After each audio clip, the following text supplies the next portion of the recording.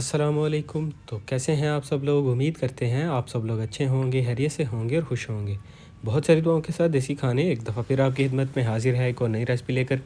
तो व्यूअर्स, आज जो है चावल के आटे की एक मज़ेदार रेसिपी आपके लिए लेकर आए हैं। आज की रेसिपी में हम आपको बताएंगे किस तरह से आसानी से आप ये रेसिपी बना सकते हैं। आपको चावल का आटा गूंदने की ज़रूरत नहीं, बिल्कुल सिंपल आपने इसका एक मिक्सचर रेडी करना है और फिर उसका पेस्ट बना के आपने रेसिपी को कंप्लीट करना है। तो इस तरफ देखिए, हमने नमक रखा है हाफ़ टी स्पून, साथ में 1 कप के बराबर दूध इस्तेमाल करेंगे, 1.5 कप के बराबर हमने चावल का आटा लिया है। तो जैसा कि मैंने शुरू में आपको बताया था, आज की रेसिपी में हम जो है आटे को गूंद के तैयार नहीं करेंगे, बिल्कुल सिंपल आप इसका एक पेस्ट बना लेंगे और उसी पेस्ट से रेसिपी को कंप्लीट करेंगे। तो अभी देखिए, नमक हमने जो है यहाँ पे चावल के आटे के अंदर डाल दिया है। कोई भी बड़ा बाउल वगैरह ले लीजिए, उसी में आपने ये सारा मिक्सचर रेडी करना है। तो हस्बे ज़रूरत थोड़ा थोड़ा करके आप इसके अंदर दूध जो है वो डालते जाइए और इस पेस्ट को आपने रेडी करते जाना है। तो मेक श्योर करिएगा ज़्यादा पतला आपने पेस्ट नहीं रखना, थोड़ा थिक होना चाहिए। मैं अभी आपको जो है कंप्लीट करके दिखाऊंगा।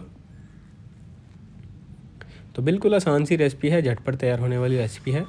आप इसे ज़रूर ट्राई करिएगा, इंशाल्लाह बहुत आपको जो है ये मज़ा आएगा रेसिपी का। अपना प्यार और सपोर्ट व्यूअर्स बनाए रखिए, आप ही की सपोर्ट से आगे बढ़ते रहेंगे। मज़ीद आपके लिए ऐसी ही आसान रेसिपीज़ लेकर आते रहें। तो देखिए, इस तरह से इसका पेस्ट रेडी हो चुका है।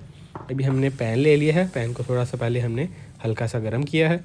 उसके बाद इस तरह से आपने थोड़ी सी क्वांटिटी में इसके अंदर मिक्सचर यानी कि जो पेस्ट है उसको डाल देना है। हाथों से घुमाते हुए आपने इसका सरका बना लेना है। थोड़ी देर पकने के बाद आपने इसको टर्न कर देना है।